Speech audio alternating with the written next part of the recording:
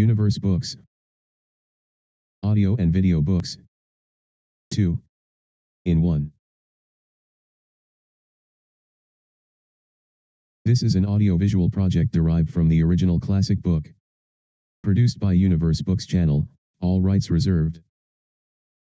Universe Books presents, From Poverty to Power. By James Allen, 1906. Chapter 6. The Secret of Abounding Happiness. Great is the thirst for happiness, and equally great is the lack of happiness. The majority of the poor long for riches, believing that their possession would bring them supreme and lasting happiness. Many who are rich, having gratified every desire and whim, suffer from ennui and repletion, and are farther from the possession of happiness even than the very poor. If we reflect upon this state of things, it will ultimately lead us to a knowledge of the all-important truth that happiness is not derived from mere outward possessions, nor misery from the lack of them, for if this were so, we should find the poor always miserable, and the rich always happy, whereas the reverse is frequently the case. Some of the most wretched people whom I have known were those who were surrounded with riches and luxury, whilst some of the brightest and happiest people I have met were possessed of only the barest necessities of life. Many men who have accumulated riches have confessed that the selfish gratification which followed the acquisition of riches has robbed life of its sweetness, and that they were never so happy as when they were poor. What, then, is happiness, and how is it to be secured? Is it a figment, a delusion, and is suffering alone perennial? We shall find, after earnest observation and reflection, that all, except those who have entered the way of wisdom, believe that happiness is only to be obtained by the gratification of desire. It is this belief, rooted in the soil of ignorance, and continually watered by selfish cravings, that is the cause of all the misery in the world. And I do not limit the word desire to the grosser animal cravings, it extends to the higher psychic realm, where far more powerful, subtle, and insidious cravings hold in bondage the intellectual and refined, depriving them of all that beauty, harmony, and purity of soul whose expression is happiness. Most people will admit that selfishness is the cause of all the unhappiness in the world, but they fall under the soul-destroying delusion that it is somebody else's selfishness, and not their own. When you are willing to admit that all your unhappiness is the result of your own selfishness, you will not be far from the gates of paradise, but so long as you are convinced that it is the selfishness of others that is robbing you of joy, so long will you remain a prisoner in your self-created purgatory. Happiness is that inward state of perfect satisfaction which is joy and peace, and from which all desire is eliminated. The satisfaction which results from gratified desire is brief and illusionary, and is always followed by an increased demand for gratification. Desire is as insatiable as the ocean, and clamors louder and louder as its demands are attended to. It claims ever-increasing service from its deluded devotees, until at last they are struck down with physical or mental anguish, and are hurled into the purifying fires of suffering. Desire is the region of hell, and all torments are centered there. The giving up of desire is the realization of heaven, and all delights await the pilgrim there. I sent my soul through the invisible, some letter of that afterlife to spell, and by my soul returned to me, and whispered, I myself am heaven and hell are inward states. Sink into self and all its gratifications, and you sink into hell, rise above self into that state of consciousness which is the utter denial and forgetfulness of self, and you enter heaven. Self is blind, without judgment, not possessed of true knowledge, and always leads to suffering. Correct perception, unbiased judgment, and true knowledge belong only to the divine state, and only in so far as you realize this divine consciousness can you know what real happiness is. So long as you persist in selfishly seeking for your own personal happiness, so long will happiness elude you, and you will be sowing the seeds of wretchedness. In so far as you succeed in losing yourself in the service of others, in that measure will happiness come to you, and you will reap a harvest of bliss. It is in loving, not in being loved, the heart is blessed, it is in giving, not in seeking gifts, we find our quest. Whatever be thy longing or thy need, that do thou give, so shall thy soul be fed, and thou indeed shalt truly live. Cling to self, and you cling to sorrow, relinquish self, and you enter into peace. To seek selfishly is not only to lose happiness, but even that which we believe to be the source of happiness. See how the glutton is continually looking about for a new delicacy wherewith to stimulate his deadened appetite, and how, bloated, burdened, and diseased, Scarcely any food at last is eaten with pleasure. Whereas, he who has mastered his appetite, and not only does not seek, but never thinks of gustatory pleasure, finds delight in the most frugal meal. The angel form of happiness, which men, looking through the eyes of self, imagine they see in gratified desire, when clasped is always found to be the skeleton of misery. Truly, he that seeketh his life shall lose it, and he that loseth his life shall find it. Abiding happiness will come to you when, ceasing to selfishly cling, you are willing to give up. When you are willing to lose, unreservedly, that impermanent thing which is so dear to you, and which, whether you cling to it or not, will one day be snatched from you, then you will find that that which seemed to you like a painful loss, turns out to be a supreme gain. To give up in order to gain, than this there is no greater delusion, nor no more prolific source of misery, but to be willing to yield up and to suffer loss, this is indeed the way of life. How is it possible to find real happiness by centering ourselves in those things which, by their very nature, must pass away? Abiding and real happiness can only be found by centering ourselves in that which is permanent.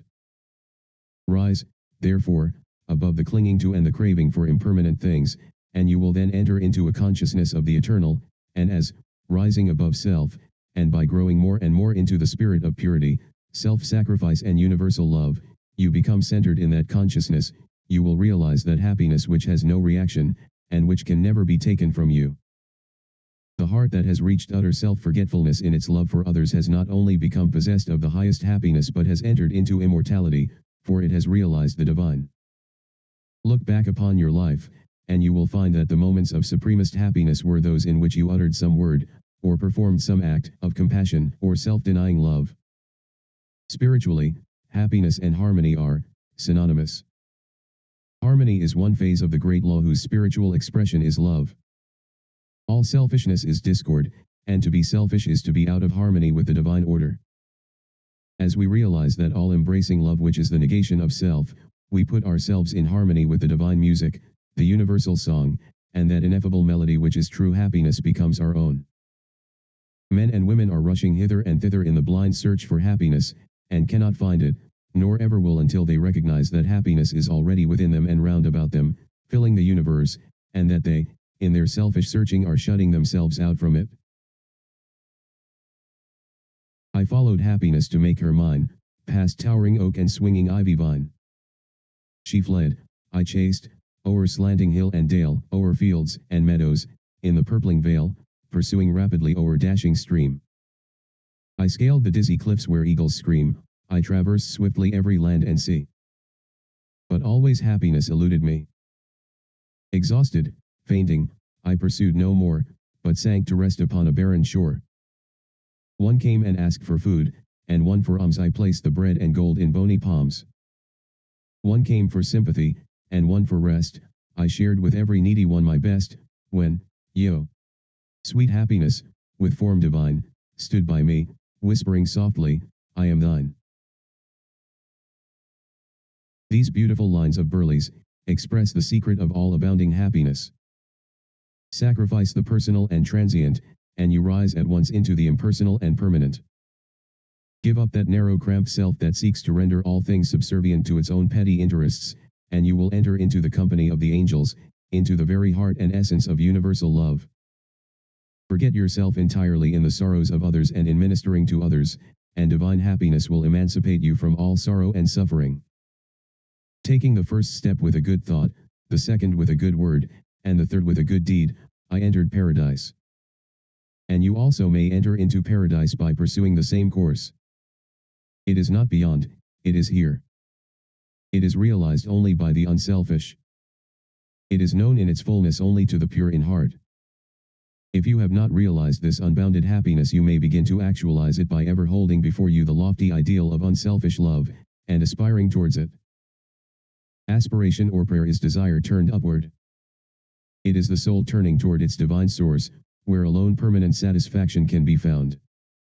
By aspiration, the destructive forces of desire are transmuted into divine and all-preserving energy. To aspire is to make an effort to shake off the trammels of desire. It is the prodigal made wise by loneliness and suffering, returning to his Father's mansion. As you rise above the sordid self, as you break, one after another, the chains that bind you, will you realize the joy of giving, as distinguished from the misery of grasping, giving of your substance, giving of your intellect, giving of the love and light that is growing within you. You will then understand that it is indeed more blessed to give than to receive. But the giving must be of the heart without any taint of self, without desire for reward. The gift of pure love is always attended with bliss. If, after you have given, you are wounded because you are not thanked or flattered, or your name put in the paper, know then that your gift was prompted by vanity and not by love, and you were merely giving in order to get, were not really giving, but grasping. Lose yourself in the welfare of others, forget yourself in all that you do, this is the secret of abounding happiness. Ever be on the watch to guard against selfishness, and learn faithfully the divine lessons of inward sacrifice, so shall you climb the highest heights of happiness, and shall remain in the never-clouded sunshine of universal joy, clothed in the shining garment of immortality. Are you searching for the happiness that does not fade away? Are you looking for the joy that lives, and leaves no grievous day? Are you panting for the waterbrooks of love, and life, and peace? Then let all dark desires depart, and selfish seeking cease. Are you lingering in the paths of pain, grief-haunted, stricken sore? Are you wandering in the ways that wound your weary feet the more? Are you sighing for the resting place where tears and sorrows cease? Then sacrifice your selfish heart and find the heart of peace. Chapter 7. The Realization of Prosperity. It is granted only to the heart that abounds with integrity, trust, generosity, and love, to realize true prosperity. The heart that is not possessed of these qualities cannot know prosperity, for prosperity, like happiness, is not an outward possession, but an inward realization. The greedy man may become a millionaire, but he will always be wretched, and mean, and poor, and will even consider himself outwardly poor so long as there is a man in the world who is richer than himself, whilst the upright, the open-handed and loving will realize a full and rich prosperity, even though their outward possessions may be small. He is poor who is dissatisfied, he is rich who is contented with what he has, and he is richer who is generous with what he has.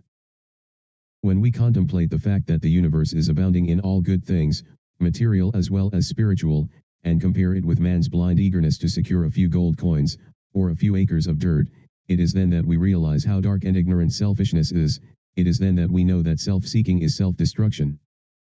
Nature gives all, without reservation, and loses nothing.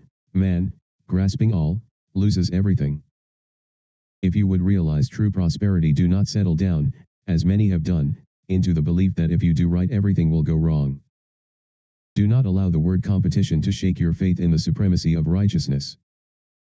I care not what men may say about the laws of competition, for do I not know the unchangeable law, which shall one day put them all to rout, and which puts them to rout even now in the heart and life of the righteous man. And knowing this law I can contemplate all dishonesty with undisturbed repose, for I know where certain destruction awaits it. Under all circumstances do that which you believe to be right, and trust the law, trust the divine power that is immanent in the universe, and it will never desert you, and you will always be protected. By such a trust all your losses will be converted into gains, and all curses which threaten will be transmuted into blessings. Never let go of integrity, generosity, and love, for these, coupled with energy, will lift you into the truly prosperous state. Do not believe the world when it tells you that you must always attend to number one first, and to others afterwards. To do this is not to think of others at all, but only of one's own comforts. To those who practice this the day will come when they will be deserted by all, and when they cry out in their loneliness and anguish there will be no one to hear and help them. To consider oneself before all others is to cramp and warp and hinder every noble and divine impulse. Let your soul expand, let your heart reach out to others in loving and generous warmth, and great and lasting will be your joy, and all prosperity will come to you. Those who have wandered from the highway of righteousness guard themselves against competition, those who always pursue the right need not to trouble about such defense. This is no empty statement, there are men today who, by the power of integrity and faith, have defied all competition, and who, without swerving in the least from their methods, when competed with, have risen steadily into prosperity, whilst those who tried to undermine them have fallen back defeated. To possess those inward qualities which constitute goodness is to be armored against all the powers of evil, and to be doubly protected in every time of trial, and to build oneself up in those qualities is to build up a success which cannot be shaken, and to enter into a prosperity which will endure forever. The white robe of the heart invisible, is stained with sin and sorrow, grief, and pain, and all repentant pools and springs of prayer shall not avail to wash it white again. While in the path of ignorance I walk, the stains of error will not cease to cling, defilements mark the crooked path of self, where anguish lurks and disappointments sting. Knowledge and wisdom only can avail to purify and make my garment clean, for therein lie love's waters, therein rests peace undisturbed, eternal, and serene. Sin and repentance is the path of pain, knowledge and wisdom is the path of peace. By the near way of practice I will find where bliss begins, how pains and sorrows cease.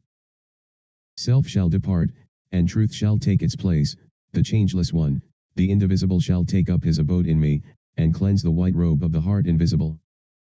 The end. Congratulations. You have finished this book. You can read it again, whenever you want, over and over again. Now you can practice what you learned with it, in order to achieve your goals, success, happiness, peace, and prosperity. To continue your study and progress further in your personal development, try other audiobooks in this channel.